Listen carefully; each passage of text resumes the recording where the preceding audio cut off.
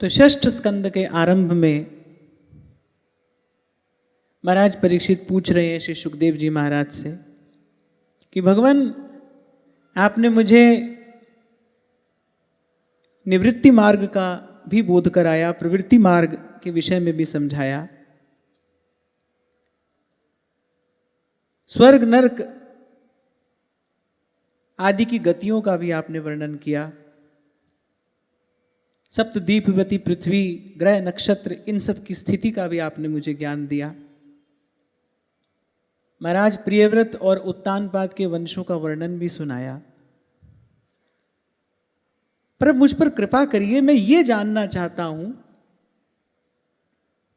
अधुनेह महाभाग यथैव नरकान्नरः नानो ग्रयातनान्नेयात् तन्मे व्याख्यातुमर्हसि। आपको अगर स्मरण हो तो पंचम स्कंद के अंतिम अध्याय में श्री सुखदेव जी महाराज ने नरकों की विभिन्न गतियों का वर्णन किया था। तो महाराज परीक्षित पूछ रहे हैं, बोले महाभाग अब मैं वो उपाय जानना चाहता हूं जिसको करने से ये मनुष्य को ये अनेक अनेक भयंकर यातनाएं न भुगतनी पड़े, इन नरकों में न जाना पड़े। अब कृपा करके मुझे उसका उपदेश करिए। बड़ा मार्मिक प्रसंग है। श्री सुखदेव जी महाराज कह रहे हैं, बोले मनुष्य मन से, वाणी से और शरीर से, बोले तीनों से ही पाप करता है। और कलयुग के मनुष्य का तो कहना ही क्या, कलि केवल मल मूल मलीना पाप पयोनिधि जन मन मीना। बोले इन सब पापों का अगर इसी जन्म में प्रायश्चित न कर ले, बोले फिर तो उन भयंकर यातनाओं से पूर्ण नरकों में जाना ही पड़ता है, जिनका वर्णन मैंने तुम्हें सुनाया।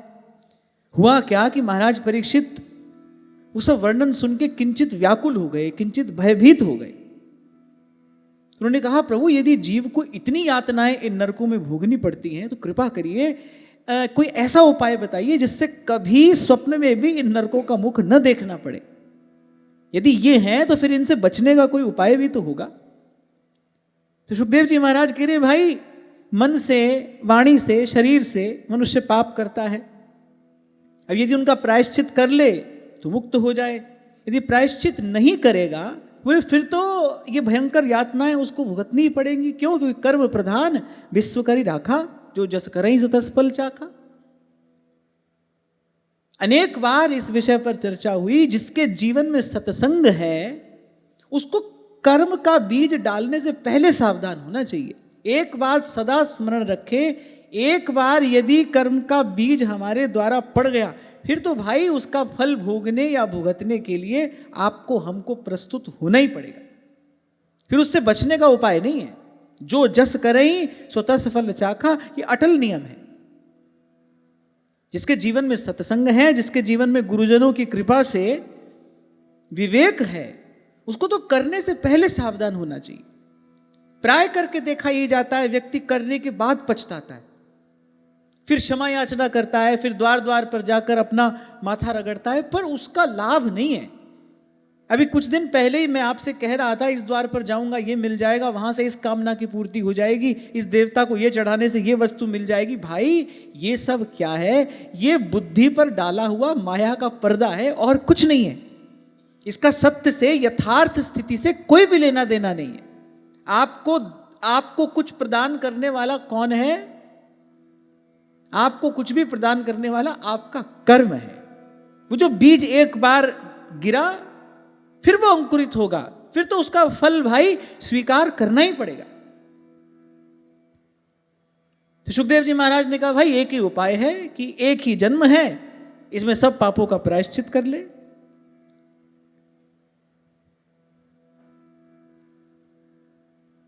फिर एक बात और कही, बोले जैसे मर्मज्ञ चिकित्सक होता है ना, रोगों का कारण जानकर और उसकी गुरुता लघुता का विचार करके उसकी चिकित्सा कर डालता है। शरीर में छोटा सा भी रोग हो तो उसका तुरंत समाधान करने का प्रयास करना चाहिए, उसकी अनदेखी नहीं करनी चाहिए, क्योंकि छोटा रोग ही कालांतर में बड़ा होता है।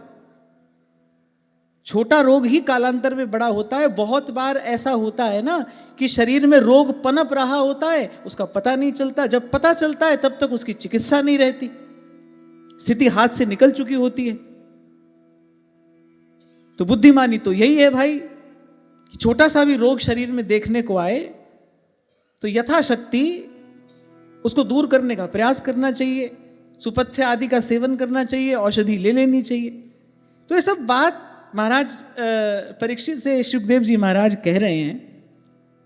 परीक्षित महाराज ने एक बात पूछी, बड़े काम की बात है। बोले महाराज आप कह रहे हैं प्रायश्चित कर लो, पर प्रायश्चित करके मनुष्य फिर पाप करता है, और ऐसा तो है ही, पहले पाप करता है फिर उसका ताप भुगतता है, कभी कभी प्रायश्चित भी करता है, और बोले प्रायश्चित करके फिर पाप करता है। ये तो बिल्कुल ऐसा ही हुआ जो कूचर स्नान, महाराज वाणी में कहते हैं ना। बोले ये सब कैसा है? बोले तीर्थों पे जाता है और बड़ा बड़ा तप दान आदि करता है, और फिर आकर क्या करता है, फिर आकर फिर उसी पाप कर्म में प्रवृत्त हो जाता है। यही बात तो श्री डोंगरे जी महाराज कहा करते थे। बोले भाई पुण्य कमाना तो बहुत आसान काम है, उसमें कोई कठिनाई नहीं है, लो करा दो भूखे को भोजन, हो गया पुण्य। आपने किसी की सहायता कर दी, लो हो गया पुण्य। तो पुण्य कमाना कठिन काम नहीं है, ये मन पाप में प्रवृत्त ना हो, ये उपलब्धि है, ये बड़ी बात है। मन पाप करना छोड़े, एक हाथ से पुण्य करता है और दूसरे हाथ से पाप करता है। और बहुत बार तो पुण्य केवल इसीलिए करता है कि भाई बहुत पाप मैंने किया, चलो थोड़ा पुण्य भी कर लूं। बहुत लोगों के मुख से मैंने सुना, हाँ बोले हम तो साल भर ऐसा भी करते हैं, साल भर वैसा भी करते हैं, हम तो सब कुछ करते हैं, फिर एक बार कहीं तीर्थ में चले जाते हैं, वहां पर जाकर कुछ भूखे लोगों को भोजन करा देते हैं, कुछ कन्याओं का हम विवाह करा देते हैं। ऐसे हम अपने जीवन में बैलेंस बनाकर चलते हैं। ऐसे मैंने बहुत लोगों से सुना है। और खास तौर से जो सेठ साहूकार लोग होते हैं ना, वो तो ऐसे ही कहते हैं, बोले हम तो बैलेंस बनाकर चलते हैं, ऐसे सब कुछ छोड़ तो नहीं सकते, अभी सब कुछ छोड़ने की योग्यता तो हम में नहीं है, पर हम बैलेंस बनाकर चलते हैं। अपनी परिभाषा है उनकी, भजन साधन की उनकी अपनी परिभाषा है, वो उसको बैलेंस कहते हैं। साल भर पाप किया, एक बार कहीं तीर्थ में चले गए, कथा करा दी, भूखों को कुछ भोजन करा दिया, और उसको भी अपने सोशल मीडिया पे हाईलाइट करना नहीं भूलते हैं। 4 बच्चों को टॉफी भी खिलाएंगे ना तो फोटो खींच कर डालेंगे इंस्टाग्राम पर, सारी दुनिया देखे, we are so kind hearted. उनको लगता है कि ऐसे बैलेंस हो जाता है ना। भाई जो पुण्य कर्म किया है समय पर उसका फल भी आएगा, और जो पाप कर्म किया है समय पर उसका फल भी आएगा। पुण्य से पाप के फल को नष्ट नहीं किया जा सकता, ये याद रखना। पुण्य करके पाप के फल को नष्ट नहीं किया जा सकता, समय पर दोनों का फल मिलेगा। तो महाराज परीक्षित ने ये प्रश्न किया, बोले महाराज ठीक है आपने कहा कि प्रायश्चित कर ले तो मनुष्य पाप से मुक्त हो जाए, पर प्रायश्चित करके फिर पाप करता है, क्योंकि जीव की प्रवृत्ति है। गोस्वामी जी यही बात तो कह रहे कली केवल मलमूल मलीना, कह पाप पयोनिधि जनमन मीना। और आप हम अगर अपनी स्थिति का विचार करें तो देखें, थोड़ी देर मन को छोड़ दो बिना सत्संग के, कुछ दिन सत्संग मत करो, भजन मत करो, और फिर देखो मन को छोड़ के मन कहाँ जाएगा। सहज ही मन की पाप में ही गति है। छल करेगा, कपट करेगा, निंदा करेगा, किसी से राग द्वेष का बंधन बांध कर बैठेगा, सहज ही मन की गति यही तो है। इसीलिए कहा पाप पयोनिधि जन मन मीना। तो बोले वो प्रायश्चित करना तो व्यर्थ हुआ, जैसे हाथी का स्नान करना व्यर्थ होता है। सूरदास जी कहते हैं ना, जब आऊं साधु संगत कछुक मन ठहरा, जो गयंद नहाए सरिता, जो गयंद नहाए सरिता, बहुरी वह सुहाए, हरि तेरो भजन कियो न जाए, हरि तेरो भजन कियो न जाए। और अंतिम परिणाम क्या होता है? पापात्मा भी यहीं आता है और पुण्यात्मा भी यहीं आता है। कोई लोहे के पिंजरे में बंद रहता है, कोई सोने के पिंजरे में बंद रहता है। इसीलिए तो सेवक जी महाराज ने कहा, शुभ अशुभ दुर्ग विध्वंसी दल तब जयति जयति जग उच्चरे। साधन तो कोई ऐसा हो जो इन दोनों से मुक्त कर दे। तो सुखदेव जी महाराज ने कहा, हाँ भाई, बात तो तुमने बिल्कुल सही कही है, तुम्हारा प्रश्न बिल्कुल उचित है। प्रायश्चित करता है, प्रायश्चित करके फिर पाप करता है। एक पाप का प्रायश्चित किया, उससे शुद्ध हुआ, तो लियो दूसरा प्रायश्चित किया। और मैं कहता हूं विडंबना यही नहीं है, वो जो प्रायश्चित का कर्म है वो करते करते उसमें भी भूल हो जाती है। अब शास्त्रों में अनेक अनेक प्रकार के प्रायश्चित बताए गए हैं, बड़े कठोर कठोर तपों का विधान किया गया है। भाई ऐसा पाप हो गया हो तो ये प्रायश्चित करो, ऐसा पाप हो गया तो ये प्रायश्चित करो। और कलयुग के मनुष्य की तो सामर्थ्य नहीं है वो प्रायश्चित करने की। पाप में तो उसकी सहज गति है, लेकिन जो शास्त्र प्रायश्चित बताता है वो करने की उसकी सामर्थ्य नहीं है, सामर्थ्य भी नहीं है, और वो करने से पाप की प्रवृत्ति से मुक्ति होती भी नहीं। जैसा मैंने कहा ना, एक पाप का प्रायश्चित करेगा, वो करके शुद्ध होगा, लियो दूसरा पाप करेगा। तो बात तो तब बने ना जब मन पाप करना छोड़े, जब मन की पाप में गति ना हो। और भाई ऐसा साधन तो केवल सत्संग है। इसीलिए बार बार आपसे कहता हूं भाई, किसी भी तीर्थ में जाकर स्नान कर लो, दान कर लो, ध्यान कर लो, पर जब तक जीव गुरु की ज्ञान गंगा में गोता नहीं लगाता तब तक शुद्ध नहीं होता, तब तक निर्मल नहीं होता, तब तक बुद्ध नहीं होता, माने बोधयुक्त नहीं होता, समझदार नहीं होता। अनेक अनेक प्रकार के कर्म करने वाले को पंडित जन समझदार नहीं कहते, बोले वो तो अज्ञानी है, वो तो ताले से ताला खोलना चाहता है। ताला ताले से थोड़ी खुलता है, ताले के लिए तो चाबी चाहिए। कर्म का जो ये बंधन है वो दूसरा कर्म करने से नहीं टूटेगा, नहीं छूटेगा। यही बात श्री सुखदेव जी महाराज ने आगे कही। बोले हाँ, बात तो तुम ठीक कह रहे हो। बोले ये सब करना हाथी के स्नान जैसा ही है। हाथी स्नान करके आता है, आता ही अपने ऊपर धूल डालता है, फिर स्नान करता है, फिर धूल डालता है। हम भी जन्म जन्म से यही कर रहे हैं, पाप किया, पुण्य किया, पुण्य किया, पाप किया, ऐसी पाप पुण्य करते करते बार बार इसी जन्म मरण के फेर में पड़े हैं। तो सुखदेव जी महाराज बड़ी सुंदर बात कहते हैं, कर्मणात् कर्म निर्हारो न यात्यंतिक इष्यते अविद्वद अधिकारित्वात् प्रायश्चित्तम विमर्शनम्। बोले तुमने उचित कहा राजन, कर्म के द्वारा कर्म का निर्बीज नाश नहीं होता। यानी एक कर्म करके दूसरे कर्म के बंधन से मुक्त नहीं हुआ जा सकता। ये थोड़ी देर पहले जो आपसे मैंने कहा ना, पाप और पुण्य करके आप ये मत समझना हिसाब बराबर कर लेंगे, नहीं, पाप का फल समय पर आएगा, पुण्य का भी समय पर आएगा। भोगना दोनों को ही पड़ेगा, और कोई ना कोई शरीर धारण करके ही भोगना पड़ेगा। कोई जरूरी नहीं कि मनुष्य का ही शरीर धारण करके पाप पुण्य भोगा जाए, कोई ना कोई शरीर धारण करके भोगना पड़ेगा, बार बार जन्मना पड़ेगा, बार बार मरना पड़ेगा। सो कहा कि कर्म के द्वारा कर्म का निर्बीज नाश नहीं होता, क्योंकि जो कर्म में लगा है वो तो अज्ञानी है। अच्छा सोच कर बताओ, क्यों कहा कि जो कर्म में लगा है वो अज्ञानी है? वो किसी भी प्रकार के कर्म में लगा हो वो अज्ञानी क्यों है? सोचो।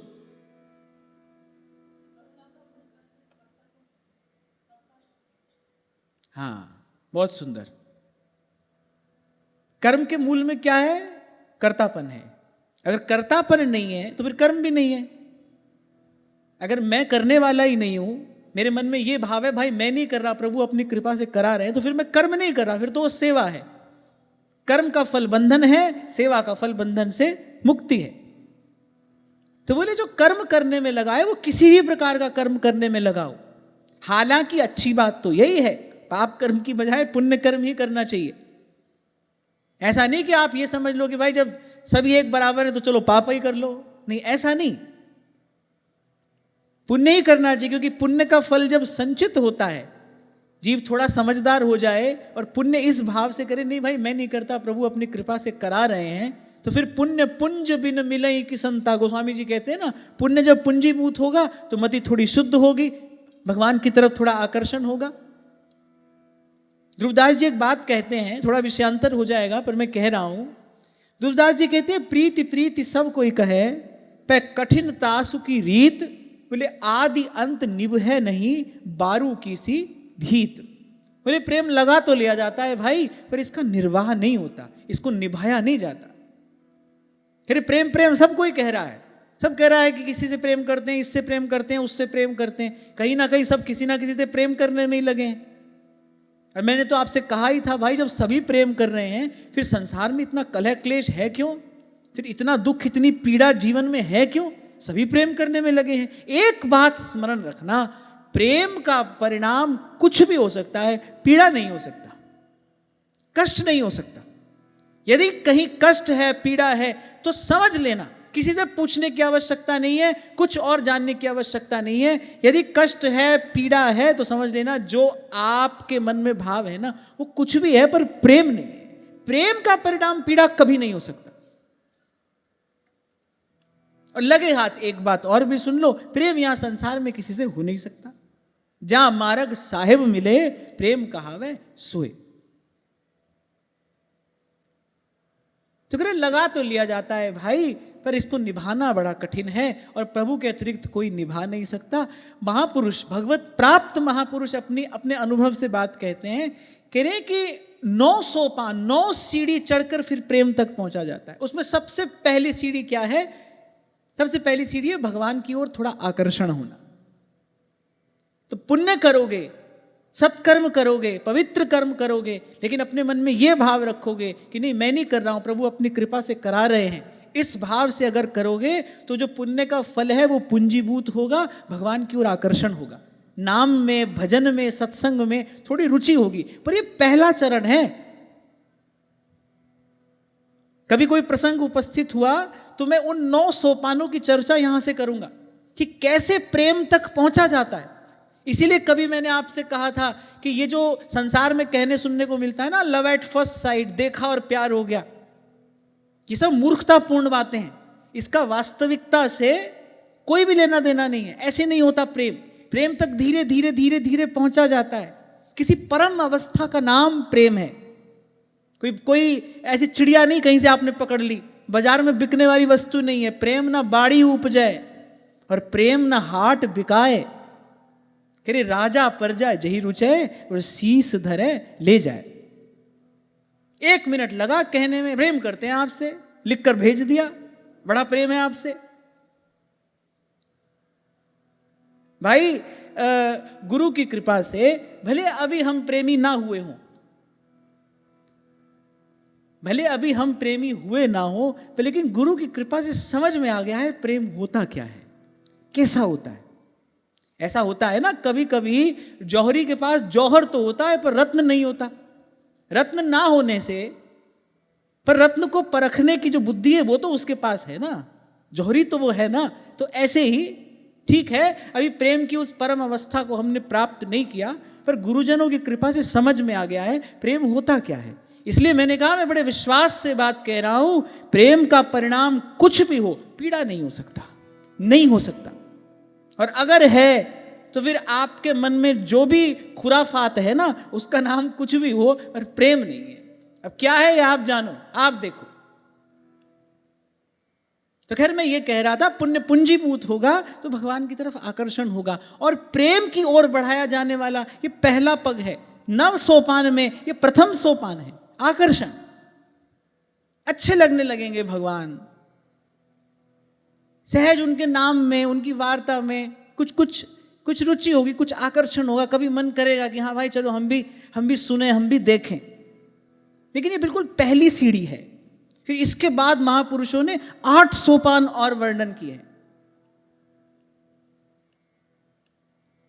और श्री जी कृपा करेंगे, कभी कोई प्रसंग उपस्थित होगा तो हम उसकी भी चर्चा करेंगे। खैर हम यहां क्या बात कर रहे थे कि जो करने में लगा है बोले वो तो अज्ञानी है। इसीलिए श्री सेवक जी महाराज ने कहा भय किए कर्म, क्या होगा इसको करने से। अच्छा, सेवक जी महाराज ने कुछ विकर्म की बात नहीं की, पाप कर्म की बात नहीं की, बोले कहा भय किए कर्म। फिर उदाहरण क्या दिया है कि यज्ञ दान देत देत फलन पाए उच्च उच्च देवलोक चड्डही। उन्होंने तो बड़े बड़े पुण्य कर्मों की ओर संकेत किया है। बोले सब करने से होगा क्या, बोले पर्यो प्रवाह काल के। प्राप्ति तो वो है भाई, सुख दुख दोनों से पिंड छूटे, सुख दुख दोनों से मुक्ति हो, तब तो कुछ प्राप्त हुआ, तब तो कोई विशेष वस्तु प्राप्त, नहीं तो वही सब साधारण है। जो आज सुखी है वो कल दुखी था, जो आज दुखी है वो कल सुखी हो जाएगा। ये तो काल भगवान का पराक्रम है भाई। कबीर कहते हैं, कह रहे मनुज बलि नहीं होत है। मनुज माने मनुष्य, बोले मनुज बलि नहीं होत है, समय होत बलवान। आज जो उच्च सिंहासन पर बैठा है ना, उसमें उसकी कोई विशेषता नहीं है, समय है। यही बात तो महादेव कह रहे हैं, बोले बिहसी महेश तब ज्ञानी मूढ़ न कोय, बोले जी जस जग रघुपति करही तीसन सो तस होए। कह रहे मनुज बलि नहीं होत है, कह रहे समय होत बलवान। बोले अर्जुन भीलन लूटिया, वही धनुष वही बाण, अर्जुन के हाथ में वही गांडीव और वही बाण। बोले मुट्ठी भर भीलों ने अर्जुन को लूट लिया। जो अभी थोड़े दिन पहले समुद्र के समान सेना को जीत कर आया है, द्रोणाचार्य, भीष्म पितामह, अंगराज, कर्ण जैसे अतिरथियों को जिसने पराजित किया है, वो थोड़े से लुटेरों ने उसको लूट लिया। भगवान ने एक कार्य दिया, भाई इनको सुरक्षित पहुंचा देना, अर्जुन नहीं कर सके वो काम। तो कह रहे हैं मनुज बलि नहीं होता है, समय होत बलवान। एक बात और याद रखना, संसार में कोई आपका आदर नहीं करता है। संसार में तो आदर होता है रूप का, गुण का, धन का, वैभव का, ऐश्वर्य का। संसार तो अपने सुख का विचार करता है, अपने ही सुख की संभावना जहां देखता है वहां आदर करता है। एक बड़ी अच्छी बात मैंने कहीं पढ़ी थी, बोले दर्पण में मुख और संसार में सुख दिखता है पर होता नहीं। जैसे दर्पण में मुख दिखता है ना, होता थोड़ी है। कह रहे ऐसे दर्पण में मुख और संसार में सुख, बोले दिखता तो है लेकिन होता नहीं। देखो जो ये चर्चा हम यहां करते हैं ना, इसका प्रसाद बस यही है, हमको संसार की इस असारता का पक्का बोध हो जाए, कहीं भूले भी संसार से कोई सुख की आशा ना लगी रह जाए। तब लग भगति ना होए, व्यास जी कह रहे हैं। बोले हम विचार करें, बात कह रहे हैं, बोले जब लग आशा जगत की, बोले तब लग भगति ना होए।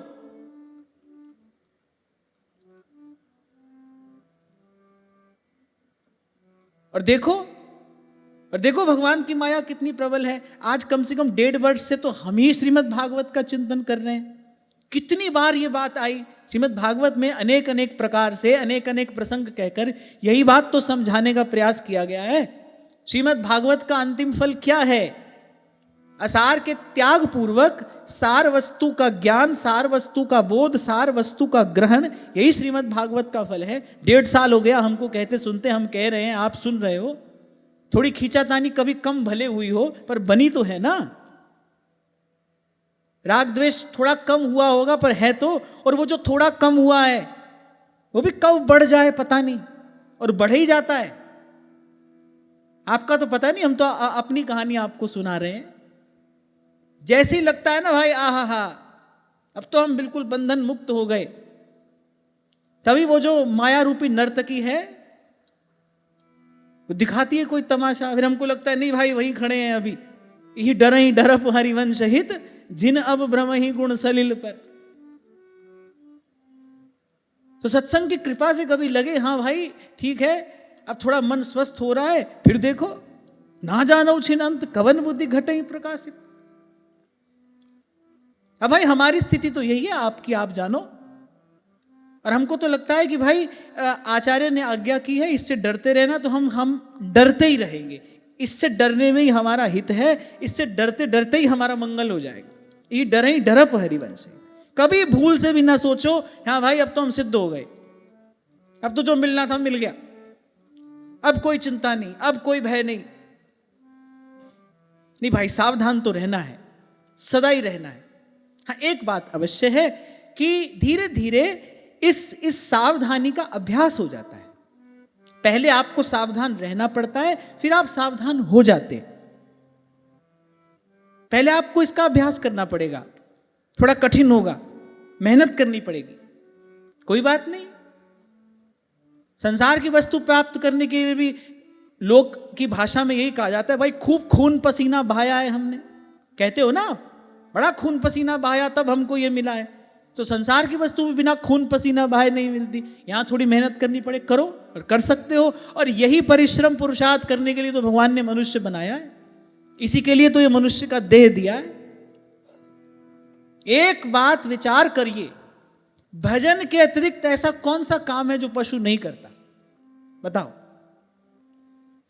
प्रभु के भजन के अतिरिक्त ऐसा कौन सा कार्य है एक जो पशु नहीं करता? अच्छा, और मैं कहता हूं कि वो तो बिना चिंता के करता है, वो भी सब काम करता है, खाता है, पीता है, बच्चा पैदा करता है, और उसको कोई चिंता नहीं है कल क्या होगा, बच्चे को क्या खिलाएंगे, उसको कोई चिंता नहीं है। इसीलिए वो भोग योनि है, वो भोग के कहीं आगे बढ़ेगा। और ध्यान रखना, ये मनुष्य का देह अगर मोक्ष का द्वार है ना, तो ये नरक का कारण भी हो सकता है, यहां से पतन भी हो सकता है। मनुष्य शरीर की महिमा है, अद्भुत महिमा है, पर ध्यान रखना, अगर असावधान रहे और इस अवसर का लाभ नहीं उठाया तो बोले फिर यहां से पतन भी हो सकता है। तो श्री सुखदेव जी महाराज ने कहा, राजन बड़ी उत्तम बात तुमने कही, सुनो, कर्म के द्वारा कर्म का निर्बीज नाश नहीं होता, और जो कर्म में लगा है वो अज्ञानी है, क्योंकि वो स्वयं को कर्ता माने बैठा है, उसको लगता है मैं कर रहा हूं। अब वो बढ़िया ही क्यों ना करे, या बढ़िया करेगा तो भाई पुण्य मिलेगा, पुण्य मिलेगा तो इसी संसार में आएगा, नहीं तो स्वर्ग में जाएगा। फिर वहां क्या होगा, वहां तो भगवान का भजन करने की सुविधा है नहीं, स्वर्ग में भगवान का भजन करने की सुविधा नहीं है। क्यों? क्योंकि इतना इतना अतिशय मात्रा में वहां सुख भोग का साधन उपलब्ध है कि उसके बीच में रहकर भगवान का भजन हो ही नहीं सकता। पिछले प्रसंग में मैंने आपको एक बात कही थी, आपको याद हो तो, कौन सा था पिछला प्रसंग? बात तो याद होगी जब प्रसंग याद होगा। महात्मा भरत और राजा रहुगण का जो संवाद हुआ था ना, उसमें महात्मा भरत एक बड़ी उत्तम बात कहते हैं, अद्भुत बात है, सदा साधक को सदा याद रखना चाहिए। बोले विषय भोग से क्या होता है, जो स्मरण करने के लिए जो शक्ति चाहिए ना, भगवत स्मरण के लिए जो बल जो शक्ति चाहिए, विषय भोग से वो शक्ति क्षीण होती है। अब जो दिन रात विषय भोग में लगा है वो कैसे भगवान का भजन कर लेगा भाई? यह बात पाप पुण्य की नहीं है, मैंने तब भी उस प्रसंग में भी कहा था, हम इसको पाप पुण्य से नहीं जोड़ रहे हैं। पाप का भय दिखाकर आप किसी को 2 दिन रोक लोगे, 4 दिन रोक लोगे, पर जीव जाता है उस ओर। फिर हमारे यहां तो पाप धोने की सुविधा भी उपलब्ध है। सुन लिया किसी से, पूरा करो बरस भर पाप, फिर जाओ एक बार गंगा नहा लेना। और सब यही हैं, जो ये सिखा रहे हैं वो भी यही हैं, और जो ऐसा कर रहे हैं वो भी यही हैं। सार की बात ही एक है, जिन्नी नाम ते आया गए मसकत काल, नानक ते मुख उजले खेती छुट्टी नाल। देवी भागवत में स्पष्ट लिखा है, बोले तीर्थों का स्नान केवल शरीर का मल धोता है। अगर मन का मैल धो देता तो तीर्थ के किनारे रहने वाले महात्मा आपस में राग द्वेष क्यों करते? जो तीर्थ के ही तट पर बसे हैं, दिन रात तीर्थ में स्नान कर रहे हैं, ध्यान कर रहे हैं, बोले वो फिर आपस में राग द्वेष क्यों करते? तो बोले जो केवल कर्म को ही सर्वोपरि मानता है, जो कहता है कि भाई पुण्य कर्म करूंगा और ये पालूंगा वो पालूंगा, बोले मूल में वो अज्ञानी है, क्योंकि वो स्वयं को कर्ता मान रहा है, स्वयं को करने वाला मान रहा है। और जब तक जीव स्वयं को करने वाला मानता है, तब तक उसको बंधन से मुक्त कोई कर ही नहीं सकता। तो बोले पाप की प्रवृत्ति छूटे, मन पाप में ना जाए। सुखदेव जी महाराज कह रहे हैं, बोले इसका उपाय तो एक है, और वो है गुरु का ज्ञान। जे सो चंदा उगवे सूरज चढ़े हजार, एते चानन होया गुरु बिन घोर अंधार सतनाम। इसलिए पुरुषार्थ क्या है? हम स्वयं को हम स्वयं को गुरुजनों की आज्ञा पालन के, गुरुजनों की सेवा के योग्य बनाएं। उनकी कृपा होगी, उस विमल ज्ञान की प्राप्ति होगी, और वो ज्ञान इस जन्म मरण के द्वंद्व से हमको मुक्त कराएगा। इसीलिए भगवान कह रहे नहीं ज्ञानेन सदृशम पवित्रमिह विद्यते। ये जन्म जन्म का ये जो मैल है ये कैसे छूटेगा? ये गुरु के ज्ञान से छूटेगा। इसीलिए बुद्धिमानी यही है, उसी को परिश्रम और पुरुषार्थ कहना चाहिए। कई बार आपको एक उदाहरण दिया मैंने। अब कोई एक गगरिया में पानी लेकर उसको मथ रहा हो, कहीं भाई बड़ी मेहनत कर रहा हूं मैं, सुबह से शाम हो गई, बहुत पसीना बहा लिया मैंने। अब वो परिश्रमी है कि मूर्ख है? मूर्ख ही तो है। ऐसे परिश्रम पुरुषार्थ किसको कहना चाहिए? अब कोई संसार में मर रहा है, खप रहा है, कह रहे भाई हम तो बड़ी मेहनत करते हैं, दिन रात मेहनत करने में लगे हैं। किसने कहा है ऊसर भूमि पर बीज डालो? किसने कहा है वहां पर परिश्रम करो? परिश्रम पुरुषार्थ किसको कहना चाहिए? जब सार वस्तु की प्राप्ति के लिए आप प्रयत्न करेंगे, पुरुषार्थ करेंगे। तो पुरुषार्थ ये है कि गुरु की आज्ञा पालन, गुरु की सेवा के योग्य हम अपना जीवन बनाएं। आगे कहते हैं नाश्नतः पथ्यमेवान्नम व्याधयो भी भवन्ति एवं नियम कृद्राजन क्षणैः क्षेमाय कल्पते। सुखदेव जी महाराज ने कहा जो केवल सुपथ्य का ही सेवन करता है, माने उल्टा सीधा नहीं खाता है, बोले उसको रोग अपने वश में नहीं कर सकता। सारे रोग आहार से ही प्रविष्ट होते हैं शरीर में। भगवान ने तो स्वस्थ शरीर दिया, और स्वस्थ जीवन शैली भी हमारे ऋषि मुनियों ने हमको प्रदान की। रोगों को न्योता तो हमने दिया है। जीव के स्वाद के बस होकर मनुष्य रोग को न्योता देता है, कुपथ्य करता है थोड़ी देर के स्वाद के लिए, और बड़ी भारी पीड़ा मोल लेता है। तो कहा जो केवल सुपथ्य का सेवन करता है, बोले उसको तो रोग अपने वश में नहीं कर सकते। बोले वैसे ही जो गुरु की आज्ञा में रहेगा, जो गुरु द्वारा प्रदत्त मार्ग पर चलेगा, जो आज्ञावर्ती होगा, गुरु के बताए हुए नियमों का पालन करेगा, बोले धीरे धीरे सब पाप वासनाओं से मुक्त होकर बोले ज्ञान प्राप्त कर लेगा। हमारे यहां सरल शब्दों में यही बात कह दी गई, कृपा पात्र सोई जानिए जो आज्ञावर्ती हो। हाँ, एक बात यहां कही वो ध्यान देने योग्य है, बोले लेकिन ये कार्य धीरे धीरे होगा।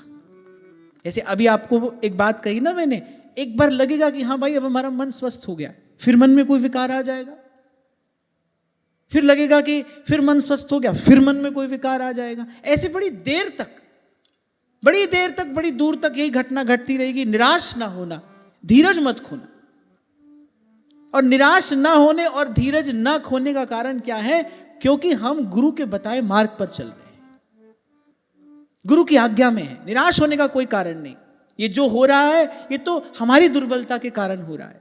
मार्ग तो बिल्कुल सीधा सच्चा है, पर शायद अभी उस सीधे सच्चे मार्ग पर हमारी चलने की वैसी सामर्थ्य नहीं है, इसलिए बार बार हमसे भूल हो जाती है, बार बार गलती हो जाती है। पर कोई बात नहीं, उसी एक बात को सदा स्मरण रखना है, जो यहां तक लेकर आया है वो आगे भी लेकर जाएगा, वो बीच में नहीं छोड़ेगा। कई बार आपसे मैंने कहा भाई सुख भी आएगा धक्का मारेगा, दुख भी आएगा धक्का मारेगा, पर साधक कैसा हो? बोले रहे आसन का पक्का और सहे सब ही का धक्का। जैसे बोलचाल की भाषा में कहते हैं ढीठ होकर पड़ जाना, तो ऐसे यहां पर ढीठ होकर पड़े रहो। अच्छा, मैं नहीं कह रहा, कबीर जी ने कहा है द्वार धनी के पड़ रहो, धक्का धनी का खा, एक दिन धनी निवाजी है, द्वार छाड़ नहीं जा। किसी गुरु को अपने शिष्य को अपना उत्तराधिकारी बनाना हो, तो हमने ऐसी व्यवहार में देखा कि गुरुदेव बड़ी परीक्षा लेते हैं पहले शिष्य की, कि भाई ये हमारा उत्तराधिकारी बनने योग्य है कि नहीं है। ये जो महत् कार्य है ये इसका निर्वाह कर सकेगा कि नहीं, ये सब उत्तरदायित्व निभा पाएगा कि नहीं पाएगा, तो उसकी परीक्षा ली जाती है। ऐसे ये कार्य भगवान ने दिया है प्रकृति को, वो ठोक पीट कर आपको देखेगी। इसलिए मैंने कहा कि ढीठ होके पड़ जाओ। यहां पर आ गए, अरे इतनी बात तो संसार का ही एक व्यक्ति कह देता है कि तेरी महफिल में किस्मत आजमा कर हम भी देखेंगे। अब आ गए तो भाई पड़े हैं यहां। सदा से संत कहते आए हैं, कभी तो लाडली पूछेगी कौन पर्यो दरबार। टूटे फूटे शिव मंदिर में जाकर पड़ गए ना नरसिंह मेहता। सब ओर से जब द्वार बंद हो गए, अच्छा एक महादेव है जिनका द्वार 24 घंटे खुला रहता है, वहां पर शयन नहीं होता। शिव का अभिषेक आप कभी भी कर दो, आधी रात को जाकर कर दो, निशीथ पूजन होता ही है महादेव का। तो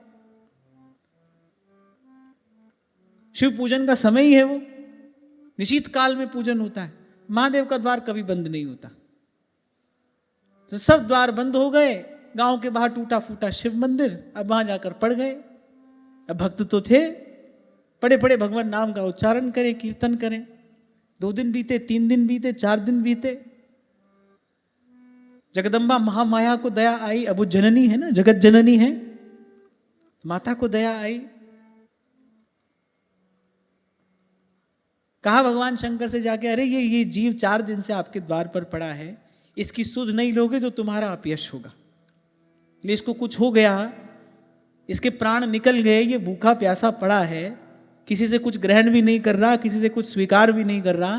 बोले ये भूखा प्यासा यहां पर पड़ा है, अगर इसके प्राण निकल गए तो आपके द्वार पर एक जीव मर गया, आपका अपयश होगा, जाइए इस जीव की सुध लीजिए।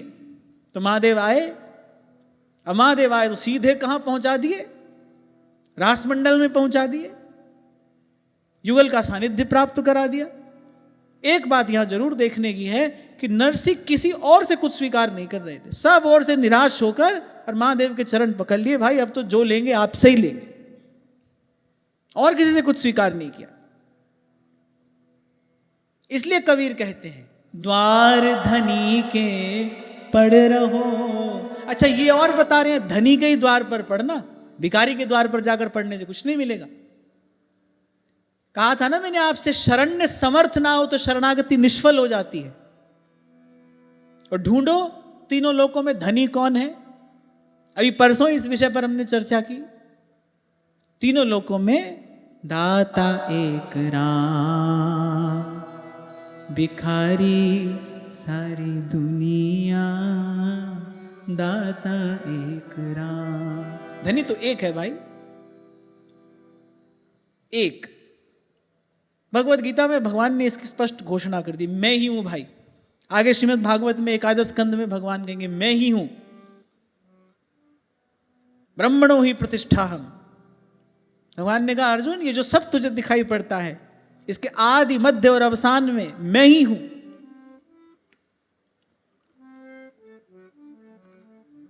कहा ना भगवान ने, बोले अंबर में कुंतल जाल देख, पद के नीचे पाताल देख, मेरी मुट्ठी में तीनों काल देख, मेरा स्वरूप विकराल देख, सब जन्म मुझी से पाते हैं और लौट मुझी में आते हैं। सृजन फूलता है मुझ में, संहार झूलता है मुझ में। मुट्ठी खोलकर दिखा दिया भगवान ने, भूत भविष्य वर्तमान सब। बोले मुट्ठी में तीनों काल देख, दिखा दिया भगवान ने, उस विराट स्वरूप का दर्शन करा दिया। यद्यपि अर्जुन बहुत देर कर नहीं पाए, बोले हाँ हमको वही ठीक है। भगवान ने कहा लो हम तो तुमसे कह ही रहे थे, ऐसे ही मान जाते मेरी बात, इतना परिश्रम क्यों कराया हमसे। पर जीव है ना भाई, जीव है, संशय उसके स्वभाव में है, और भगवान ने अनुभव करा दिया। तो धनी तो भाई एक है, दूसरा है ही नहीं, एको हम द्वितीयो नास्ति। तो उस धनी के द्वार पर पड़ जाओ और फिर पड़े रहो। तो कह रहे धक्का धनी का खाओ। और यहां धक्के से तात्पर्य क्या है, तुम रोज जाओगे नहीं मिलेंगे तुमसे। अब जैसे किसी से मिलने आप उसके यहां जाओ, अब वो किसी से कहला दे भाई आज नहीं मिलेंगे कल आना, कल जाओ बोले आज नहीं मिलेंगे कल आना। अब ढीठ तो वो है भाई जो रोज पहुंच जाए, जो निराश हो जाएगा उसको तो मिलेगा नहीं कुछ। लेकिन जो बिल्कुल ढीठे ही है, थका ही नहीं रहा है, वो कह रहे कल आना, ठीक है कल आएंगे, कल आना कल आएंगे, धक्का भी खा रहा है, कह रहे एक दिन धनी निवाज है, अरे बस द्वार छाड़ नहीं जाओ। अरे छोटी मोटी कमाई हुई वस्तु किसी को देनी हो तो वो परीक्षा लेता है, ये तो परम वस्तु है। ना उपजै ना बीन से संतन सुखदाई, कहे मलूका जान के मैं प्रीत लगा। तो पुरुषार्थ यही है भाई, गुरु की आज्ञा में रहें, गुरुजनों के अनुकूल, उनकी भाव भावना, उनके द्वारा दी गई भजन भावना के अनुकूल हमारा जीवन बने। हम अपने आप को उस ज्ञान प्राप्ति के योग्य बनाएं, स्वयं को पात्र बनाएं। कई बार इस विषय पर चर्चा हुई, आगे भी होती रहेगी। साधन किस लिए है? साधन भगवान से मिलने के लिए नहीं है, साधन तो स्वयं को भगवान की कृपा का पात्र बनाने के लिए है। जैसे एक छोटा सा उदाहरण मैंने आपको दिया था, जब तक कोई अमूल्य वस्तु पास में है नहीं तो उसकी सुरक्षा व्यवस्था करने की भी कोई आवश्यकता नहीं, पर अगर मिल जाए फिर तो भाई उसकी कुछ व्यवस्था करोगे ना, उसकी साज संभाल करोगे ना। ऐसे मिल जाए, भगवान कर दे कृपा, उस कृपा को रखोगे कहां? भीतर देखो, राग द्वेष ईर्ष्या मद मात्सर्य काम क्रोध लोभ मोह अभिमान, क्या क्या बवाल भरा है। कहां रखोगे भगवान की वो विमल उज्जवल निर्मल पावन कृपा? साधन किस लिए है? साधन स्वयं को कृपा पात्र बनाने के लिए। एक बार पूछा था किसी ने, बोले आप कहते हैं साधन से भगवान नहीं मिलते, भगवान कृपा साध्य ही है, फिर ये सब करने पर इतना बल क्यों दिया जाता है? मिलने लायक बनाता है साधन, भगवान से मिलने लायक बनाता है। और ये भी बात समझना है तो फिर इतना समझ लो, ये जो संसार का प्रपंच है, जो बवाल है, इससे बचाकर तो रखता ही है। साधन करते करते क्या होगा? बुद्धि शुद्ध होगी, सात्विक होगी, पवित्र होगी, सहज ही प्रपंच में मन नहीं जाएगा। जब संसार की असारता का बोध हो जाएगा, सहज ही मन नहीं जाएगा उस ओर। और मुझे तो लगता है भाई, मन की शांति, चित्त का संतोष बहुत बड़ा धन है, बहुत बड़ी संपत्ति है। जो सुख पायो राम भजन में, सो सुख नाही अमीरी में, मन लागो मेरो यार फकीरी में, मन लागो मेरो यार फकीरी में। भक्ति के 5 रसों में सबसे पहला रस कौन सा है? शांत रस।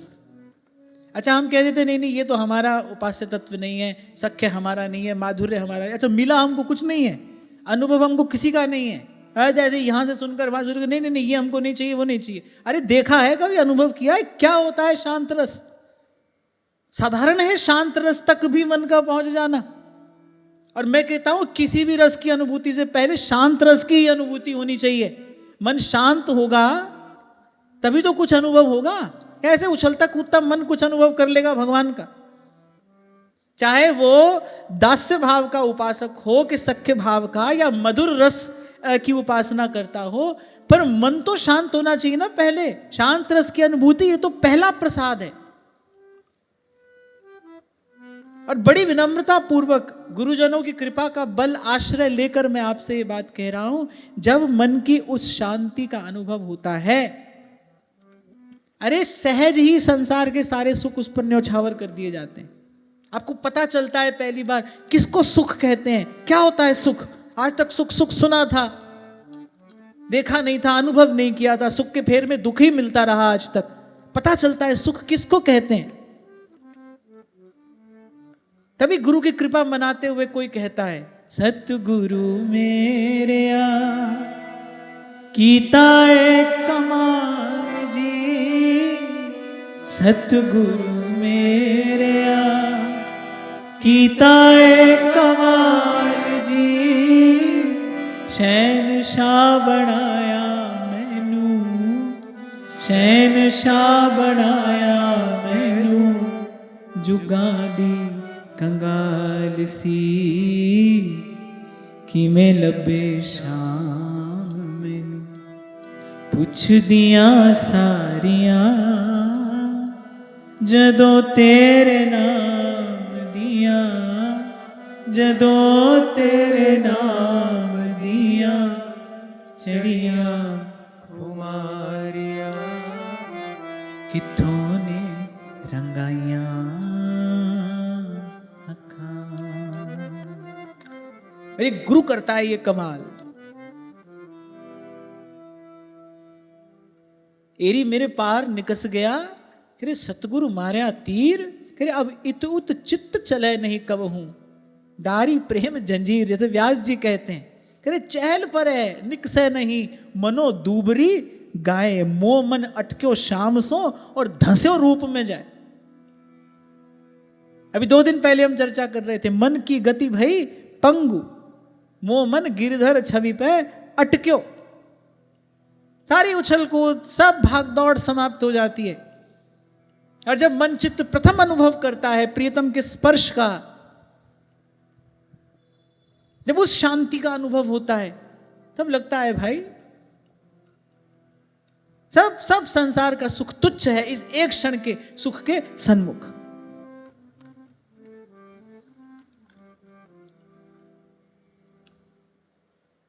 तो बात सारी क्या है? बस गुरु की आज्ञा में बने रहने की बात है। कृपा पात्र सोई जानिए जो आज्ञावर्ती हो। यहां सुखदेव जी महाराज ने कहा, बोले परीक्षित, निस्तार ज्ञान प्राप्ति से संभव है, ज्ञान गुरु की कृपा से होता है, और कृपा पात्र सोई जानिए जो आज्ञावर्ती हो। यहां एक बात जिस पर हम चर्चा कर रहे थे कि धीरे धीरे ऐसा होगा, तो धीरज नहीं छोड़ना, निराश नहीं होना। भूल होगी, भूल सुधारना, फिर भूल होगी, फिर भूल सुधारना। फिर कहते हुए आगे बढ़ते हैं, द्वार धनी के पड़ रहो, धका धनी का खा। सहजो भाई कहती हैं, मारो झिड़को तो नहीं जा, सरक सरक तुम ही पे आओ, सरक सरक तुम ही पे आओ, हम बालक तुम माय हमारी, पल पल माय करो रखवार। इसी विषय को और स्पष्ट करते हुए श्री सुखदेव जी महाराज ने आगे कहा, पाप मुक्ति, पाप नष्ट करने के बोले 9 उपाय शास्त्र में कहे गए हैं। तपसा ब्रह्मचर्येण शमेन च दमेन च त्यागेन सत्य शौचाभ्याम यमेन नियमेन च। 9। सबसे पहला बोले तपस्या, कष्ट सहना। फिर कहा ब्रह्मचर्य। तीसरा कहा इंद्रिय दमन, मन कुछ चाहता है, मन की इच्छा हो रही है, आप नहीं दे रहे उसको। आंख देखना चाहती है, दर्शन का सुख लेना चाहती है, आपने निग्रह किया, मूंद लिया आपने नेत्र। विषय की वार्ता हो रही है, मन तो कह रहा है थोड़ी देर बैठ जाएं हम भी सुन लें, पर आपने रोका स्वयं को। इसको कहते हैं इंद्रिय निग्रह। तो कहा तपस्या, ब्रह्मचर्य, इंद्रिय दमन, नियम ध्यान से अपने मन को स्थिर किया, प्रयास किया, परिश्रम किया, अपने मन को स्थिर किया। दान, सत्य, शुचिता पवित्रता से रहना, बाहर भीतर की शुचिता पवित्रता।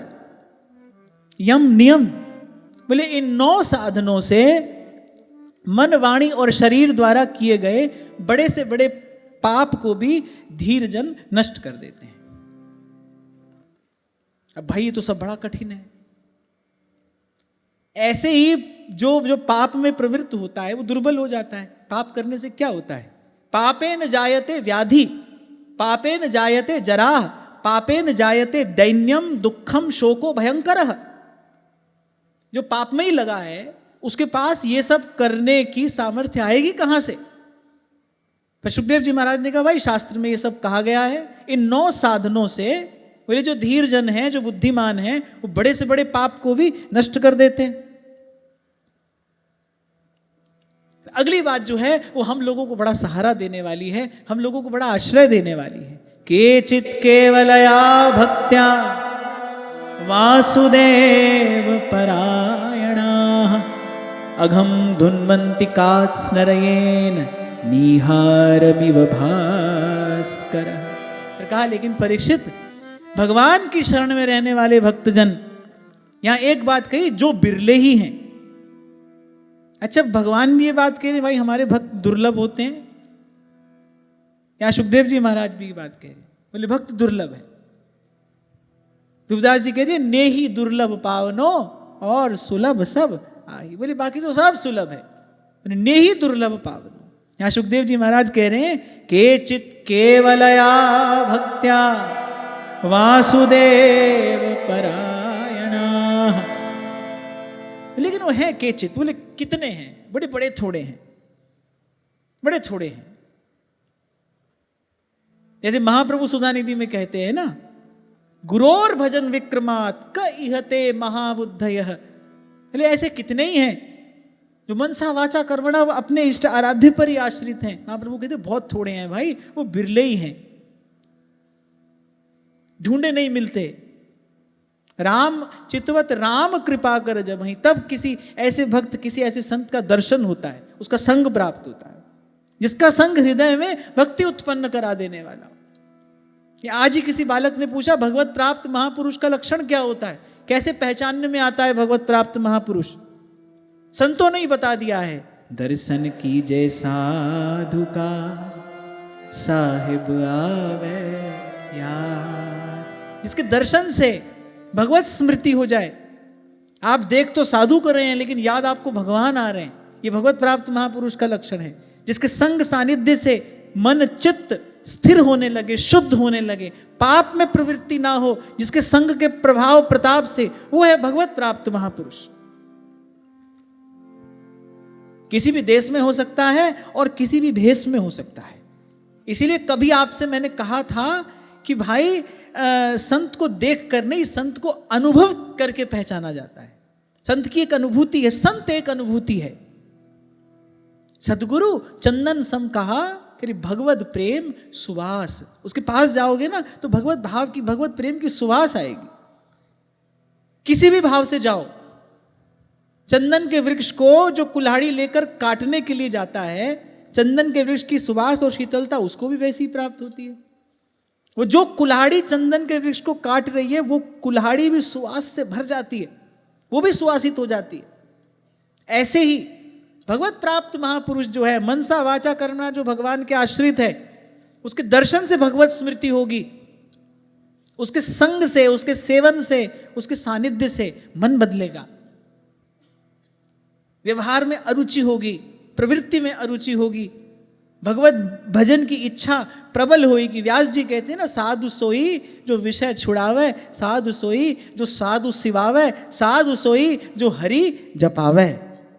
आप जपे और नाम जपा, आप भी जपेगा और को भी जपाएगा। सतरति सतरति सलोकान तारयति। यही बात महाराज वाणी में कह रहे हैं। ऐसा कोई संत मिले, कोई ऐसो रे भेटे संत, मेरी लाहे सगली चिंत, ठाकुर स्यों मेरो रंग लावे, ठाकुर स्यों मेरो रंग लावे। मेरे मनसा वाचा कर्मणा भगवान के आश्रित रहने वाले जो भक्त हैं, यद्यपि वो बिरले हैं, थोड़े ही हैं, समझते तो हम सब अपने आप को है कि भाई हम भगवान के आश्रित हैं, सभी को लगता है हम भगवान के आश्रित हैं, पर हैं नहीं। केचित, वे तो थोड़े ही हैं, केचित केवल या भक्त्या वासुदेव परायणा, बोले उनको किसी भी प्रकार के इन सब प्रायश्चित्तों की आवश्यकता नहीं है। वो केवल भगवान की भक्ति के द्वारा ही अपने सारे पापों को उसी प्रकार भस्म कर देते हैं, जैसे सूर्य जैसे नवमंडल में उदित होता है, धुंध छट जाती है ना, सूर्य का प्रकाश हो जाता है। ऐसे ही जो सर्वविद भगवान के आश्रित हैं, मन क्रम वचन तुम्हारी आशा, जिनकी भक्ति ऐसी है, बोले उनको अन्य किसी भी साधन की आवश्यकता नहीं। उनके लिए श्रवणम कीर्तनम विष्णु स्मरणम पाद सेवनम अर्चनम वंदनम दास्यम सख्यम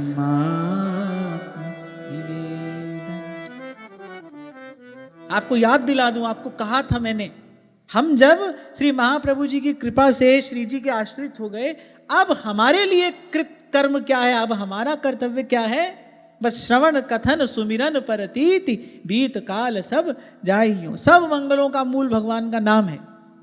हम किसी भी शास्त्र विधि या निषेध का अनादर नहीं कर रहे हैं, हम ये कह रहे हैं हमारे लिए अब कर्तव्य क्या है, हमारा मार्ग क्या है, हमारा मार्ग यही है।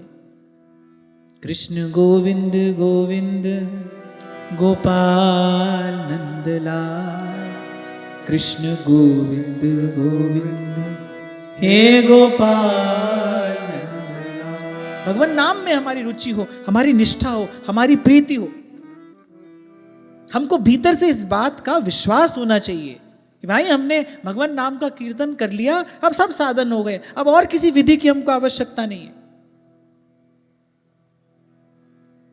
ये भी कर रहे हैं साथ साथ, कहीं ना कहीं वो भी कर रहे हैं, किंतु परंतु किसी ने कहा था ऐसा, किसी ने कहा था वैसा, माने अभी पूर्ण रूपेण भगवान पर आश्रय है नहीं, अभी भगवान का आश्रय नहीं है।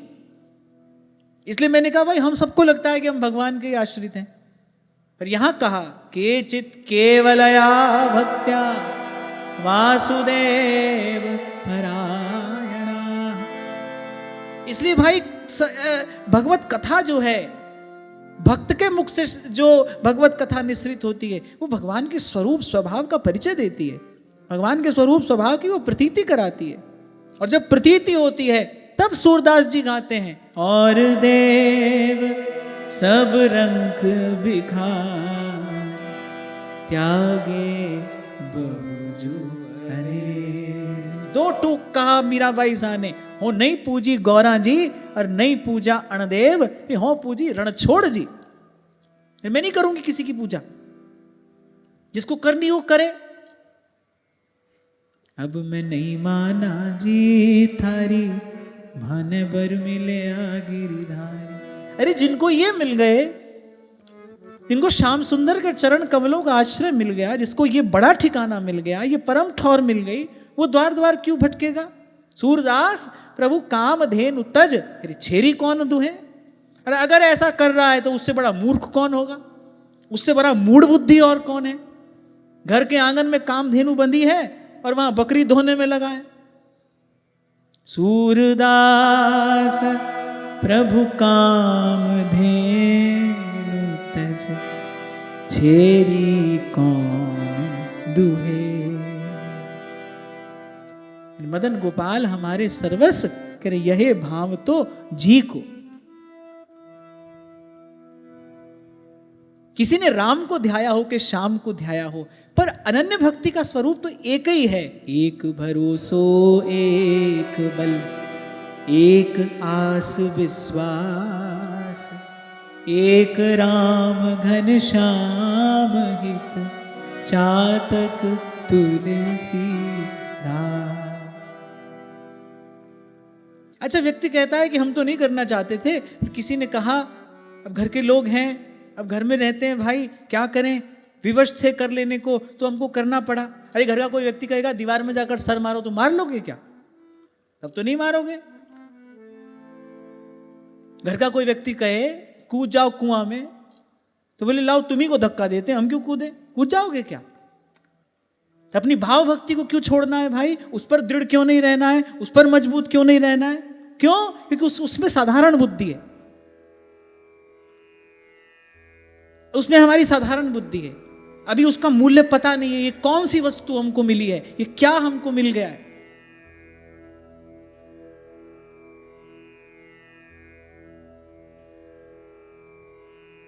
इसलिए पहले भी कहा था, आज फिर आपको कह रहा हूं, जब हम आचार्य चरणों के आश्रित हो गए, अब हमारे लिए एक ही कर्म है, अब हमारे लिए एक ही धर्म है, और वो है प्रभु के नाम का आश्रय, नाम का आराधन, नाम में रुचि, नाम में निष्ठा, नाम में आसक्ति, नाम में प्रीति, नाम में रति, नाम की प्रतीति।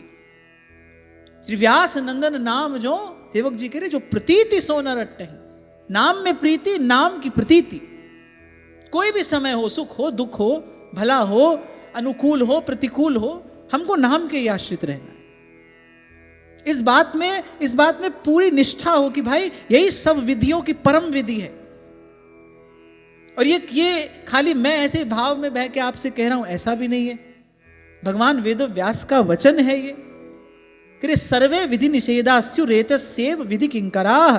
बोले जितने विधि निषेध हैं, बस वो केवल एक इसी विधि निषेध के अधीन आते हैं। विधि क्या है? कि भगवान का स्मरण होता रहे, और निषेध क्या है? बस भगवान भूल ना जाए, ये निषेध है। यार याद रहे हरदम, बाबा फरीद कहते हैं, भूल जान दा की कम। स्मृति रहे, बनी रहे, गाढ़ी हो, परिपक्व हो, और कहीं किसी और विधि की ओर हमारा मन गया तो ध्यान रखना, पात्र में छिद्र हो जाएगा। मीरा जी का प्रयोजन कहीं भी किसी भी प्रकार से किसी अन्य देवी देवता का अनादर करना नहीं था। वो केवल अपने अनन्य भाव का परिचय दे रही थी कि मेरे प्रभु के होते हुए, मेरे सर्व समर्थ इष्ट आराध्य के होते हुए, मुझे कोई कामना लेकर किसी और द्वार पर जाने की आवश्यकता क्या है। और वो डटकर खड़ी हुई। ऐसी स्थिति आई, और जब जब आई वो डटकर खड़ी हुई। परिवार हमको लाड़ करेगा कि नहीं, हमको दुलार करेगा कि नहीं, कोई भला कहेगा, कोई बुरा कहेगा, इस सब बात का विचार किए बिना अपने भजन भाव को नहीं छोड़ा, उस पर दृढ़ता से खड़ी रही, उसको निष्ठापूर्वक धारण किया। क्यों? क्योंकि मोल पता है उसका। भाई ये घर परिवार संसार तो जन्म जन्म में हमको मिलता रहा है,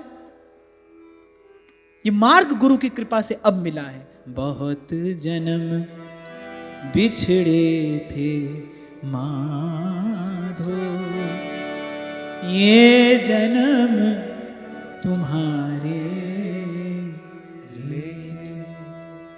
और मैं बहुत संभाल कर एक बात कह रहा हूं, आप भी बहुत संभल कर सुनना। अपने आप को आपको देने से पहले देखेंगे प्रभु एक बार कि मन खाली है कि नहीं, किसी और की ममता, किसी और की महत्ता, या उसका बीज अभी पड़ा तो नहीं है। देखेंगे प्रभु। इसलिए कुछ दिन पहले जब उस बालक ने प्रश्न किया ना कि ऐसी स्थिति आ गई, अब मैं क्या करूं, अरे प्रश्न पूछना ही आपके अभाव का सूचक है। जिसकी निष्ठा है वो पूछेगा नहीं। वो तो गुरुजनों से ये आशीर्वाद मांगेगा कि प्रतिकूल परिस्थिति आई है, आप कृपा करो मैं अपने भजन भाव में दृढ़ बना रहूं। वो तो ये आशीर्वाद मांगेगा। वो ये नहीं पूछेगा कि दो विकल्प है मेरे पास, वृंदावन रहूं या वहां चला जाऊं, ये काम करूं कि वो काम करूं, भजन करूं कि कुछ और करूं। ये प्रश्न नहीं पूछेगा वो।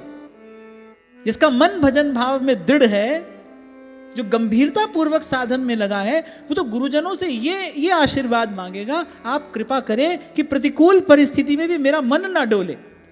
ऐसी बात तो संतों ने कही है, अपने पथ पर आप चलाओ, पथ पतन ना पाऊं मैं। और जब तक आपके पास कोई और विकल्प है, अच्छा ठाकुर जी क्या है ना भाई, वो तो चैन से अपने स्वरूप में स्थित बैठे ही हैं, उनको कोई शीघ्रता नहीं। और वो हम जैसे कितने खिलौने उन्होंने बनाए हैं भाई। वो तो खिलाड़ी है, सब ही नचावत राम गुसाई, तो देखते हैं। इसीलिए थोड़ी देर पहले मैंने कहा, सोचकर शब्द का प्रयोग किया है मैंने। यहां तो ढीठ होकर पड़ जाना पड़ता है। तेरी महफिल में किस्मत आजमा कर हम भी देखेंगे। तो धक्का धनी का खाओ। अभी 2 दिन पहले ये बात कर तो रहे थे, और उनकी तो स्पष्ट घोषणा है, भाई ऐसा ऐसा करूंगा तुम्हारे साथ, देख लो। सब हमको भला कहें, हमको भला माने, संसार में भी बात बनी रहे, ये भी बात बन जाए, ऐसा होता तो नहीं भाई। मैं ये भी नहीं कह रहा हूं कि ऐसा होना कठिन है, नहीं नहीं, ऐसा नहीं होता। क्योंकि जैसे ही संसार के सुख में बाधा पड़ेगी ना,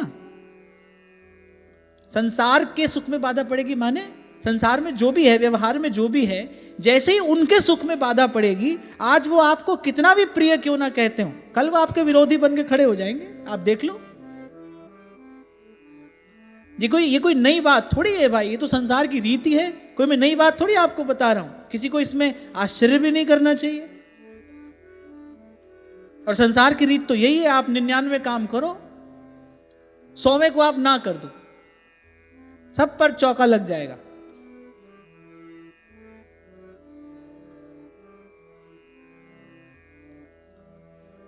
तो इसलिए आप ये सोचो भाई, ये भी बात बनी रहे, यहां भी सब अनुकूल रहे और भजन भी हो जाए, ऐसा होता तो नहीं।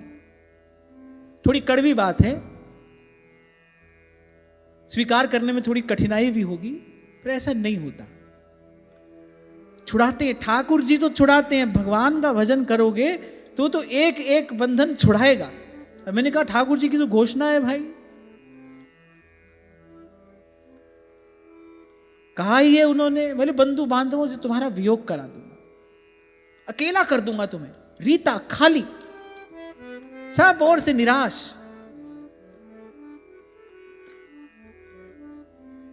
पहली बार भी हमने पढ़ा था तो हम भी डर गए थे, बोले तुम्हारा कोई संकल्प सफल नहीं होने दूंगा मैं, तुम संकल्प करते चले जाओगे और मैं उसके सारे प्रयास विफल करता चला जाऊंगा। अब ये बात हमको समझ में आ गई, अब ये बात समझ में आ गई भाई, इन्होंने कुछ होने नहीं देना है तो कुछ करने का लाभ क्या है। इन्होंने हमारे लिए एक ही रास्ता छोड़ा है, एक, बैठी रहूं कुंजन के कोने और शाम राधिका गाऊं। मेरे सुबह शाम प्रसाद पाओ, थोड़ी देर जाकर सत्संग करो और भजन करो, बस। इसके अतिरिक्त कोई और संकल्प किया, इसके अतिरिक्त कोई और प्रयास किया, तो हम तुमको पहले ही कह रहे हैं कि अंत में तुम असफल हो। अब ले बताओ, इसके बाद मूर्ख ही होगा जो प्रयास करेगा। अब बता ही दिया इन्होंने, भाई तुम्हारे लिए यही रास्ता है, बढ़िया प्रसाद पाओ, वृंदावन धाम है। ऐसा राधा वल्लभ कुंज बिहारी की कृपा है, आते जाते संतों का दर्शन भी हो जाता है, प्रसाद भी मिल जाता है। अब बोले यहां पर बैठकर सत्संग करो और भजन करो।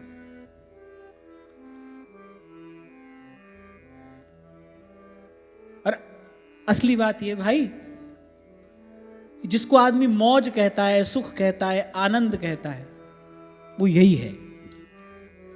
व्यास जी कहते हैं शाम निवेड़ो सब सो झगड़ो, सब सो माने सब सो। कल 4 पंक्तियां मुझे मिल गई, बड़ी अच्छी लगी। एक व्यक्ति कह रहा है, बोले खोदत खोदत चूहा मर गया,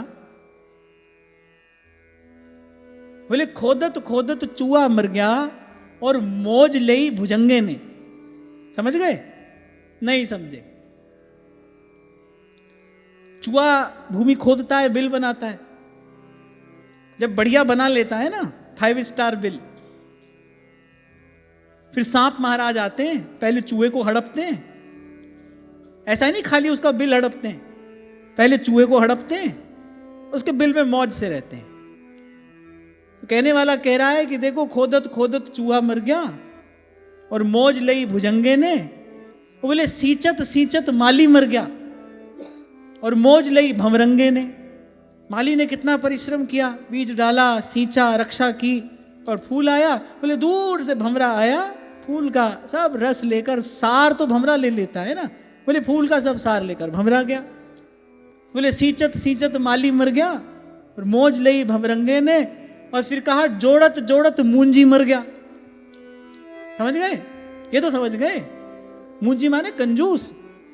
बोले वो बेचारा जोड़ते जोड़ते मर गया। बोले जोड़त जोड़त मूंजी मर गया और मौज लई खरचंगे ने।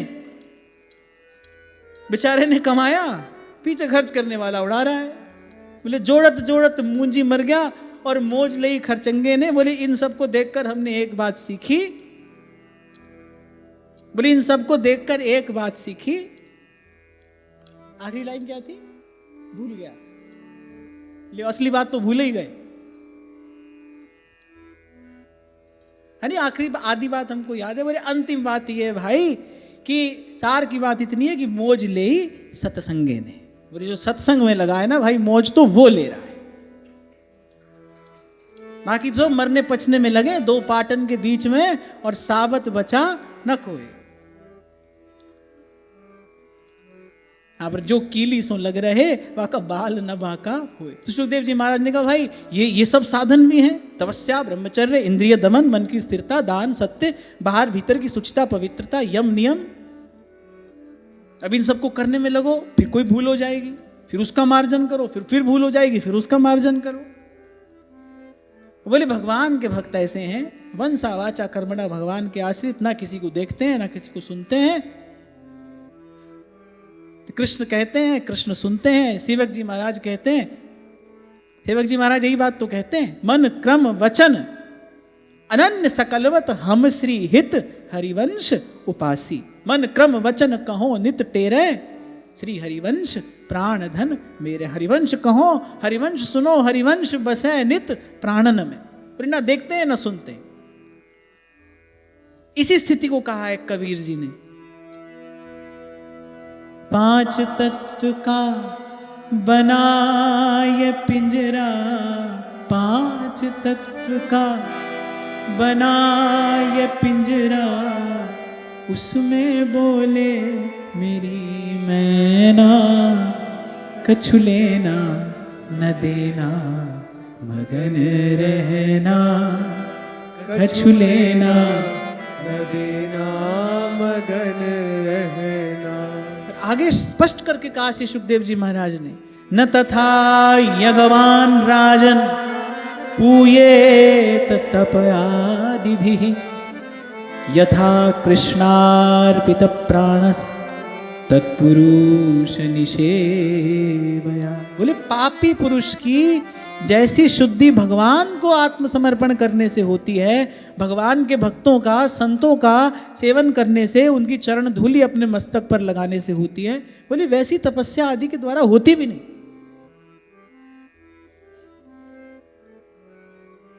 तभी तो आपको कहता हूं भाई, ये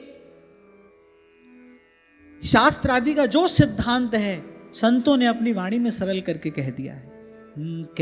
हित कीजे साधु संगति सो, साधु संगति सो, जावे कल्मष जी को कमल नयन सो, कमल नयन सो। हित तो कीजे कमल नयन सो, कमल नयन सो। जाहित आगे और हित लागे फीको, कमल नयन सो, कमल नयन सो। के हित कीजे साधु संगति सो, साधु संगति सो। जावे कल्मष जी को कमल नयन सो, कमल नयन सो, कमल नयन सो, कमल नयन सो। कहे श्री हरिदास हित कीजे बिहारी सो, हित कीजे बिहारी सो। और निवाहे जाने जी को कमल नयन सो, कमल नयन सो। हित तो कीजे साधु संगति सो, साधु संगति सो, जावे कल्मष जी को, कमल नयन सो, कमल नयन सो, कमल नयन सो, कमल नयन सो, कमल नयन सो, कमल नयन सो। क्योंकि अन्य सब मार्गों पर जो भी चलेगा वो अपने बल से चलेगा, पर भजन के मार्ग पर, इस भक्ति के मार्ग पर बल भगवान का है।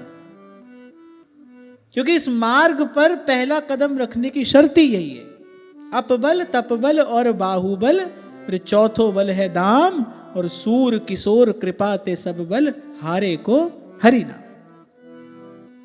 भक्ति मार्ग पर चलना है, पहली शर्त है, सब ओर से थक हार कर आओ। वृंदानि सर्व महताम अपहाय दूराद, महाप्रभु कह रहे वृंदाटवी मनुसर प्रणयेन चेत। ना मैंने कुछ है किया और ना कुछ करने जोग। ये कहना सुनना बड़ा सरल लगता है, पहले तो इस स्थिति पर पहुंचना और फिर इस स्थिति में बने रहना अत्यंत अत्यंत दुष्कर है। क्योंकि यद्यशो परता देवी माया वैशारदी मति, ये बुद्धि ही भगवान की माया है। ये भांति भांति के संकल्प कराती है, चैन लेने नहीं देती। तो इसलिए ये कहना सुनना तो बड़ा सरल है, ना मैंने कुछ है किया ना कुछ करने जोग, पर मन बुद्धि के कारण फिर जीव ऐसा कर नहीं पाता। इसके लिए तो दीर्घकालिक सत्संग और दीर्घकालिक सेवा चाहिए। किसी का बड़ा बेडौल सा शरीर हो, अब उसको लगे भाई हमको सुघड़ बनना है, तो क्या करेगा? व्यायाम करना आरंभ करेगा। लेकिन खाली व्यायाम करने से नहीं होगा भाई, उसके साथ साथ उसको वैसा ही आहार भी लेना पड़ेगा। व्यायाम भी करना पड़ेगा और वैसा ही आहार भी लेना पड़ेगा। अब 2 घंटा व्यायाम करे और बाहर खाए रबड़ी का कुल्हड़ तो कुछ नहीं होगा। और खाली बढ़िया आहार ले व्यायाम ना करे तो भी बात नहीं बनेगी। और ऐसा नहीं कि पहले 6 महीना व्यायाम कर ले फिर 6 महीना आहार पर ध्यान दे लेंगे, ऐसा भी नहीं। ये दोनों काम बिल्कुल साथ साथ होने चाहिए। ऐसे ही सत्संग और सेवा साथ साथ हो, तब परिवर्तन आता है। मन भी ऐसा ही है ना, बेडोल बेरंग नीरस शुष्क कुटिल। कुटिल माने टेढ़ा मेढ़ा। अब इसको सुघड़ बनाना है, उसके लिए क्या करो? उसके लिए करो सत्संग और सेवा, पर दोनों साथ साथ। जो श्रवण किया है उसको जीवन में उतारिए साथ साथ। आज जो सुना है आज ही उसको जीवन में लाने का प्रयास आरंभ करना पड़ेगा, तब आपकी सत्संग के प्रति ईमानदारी सिद्ध होगी। ये जो भगवान आप पर कृपा करके रोज आपको यहां लाकर बैठा रहे हैं, इसके बदले दे तो कुछ नहीं सकते प्रभु को, पर भाई प्रभु का कृतज्ञ तो होना है, धन्यवाद तो करना है। जो आज सुना उसको आज से ही जीवन में लाने का प्रयास करना पड़ेगा। इसलिए छोटा सा उदाहरण दिया मैंने आपको ताकि बात समझ में आ जाए। किसी को बेडोल से सुडोल होना है तो उसको व्यायाम भी करना पड़ेगा, साथ साथ अनुकूल आहार भी लेना पड़ेगा। अच्छा, व्यायाम तो करेगा 1 घंटा 2 घंटा, वो जो आहार का ध्यान है वो पूरा ही दिन रखना है। बिल्कुल ठीक ऐसे ही सत्संग सुना यहां 1.5 घंटा 2 घंटा, पर जो सुना है उसका ध्यान आपको पूरा ही दिन रखना है। और ये दोनों बातें मैंने कहा साथ साथ होंगी तो परिवर्तन आएगा, नहीं तो नहीं आएगा। एक काम किया दूसरा नहीं किया तो बात नहीं बनेगी, कभी भी नहीं बनेगी।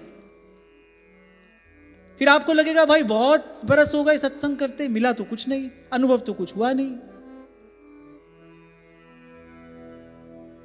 और मैं तो कहता हूं भाई सबसे बड़ा अनुभव है चित्त का परिवर्तन, मन बदलना चाहिए। वो छोटी छोटी क्षुद्र चीजों के पीछे जो कलम दौड़ते थे भागते थे, बस ये देखो कि वो दौड़ वो भाग कुछ थमी के नहीं, वो रुकी के नहीं रुकी। भगवान तो जब मिलेंगे जहां मिलेंगे जिस रूप में मिलेंगे, ना कोई जानता है ना जान सकता है। राम की बातें राम ही जाने।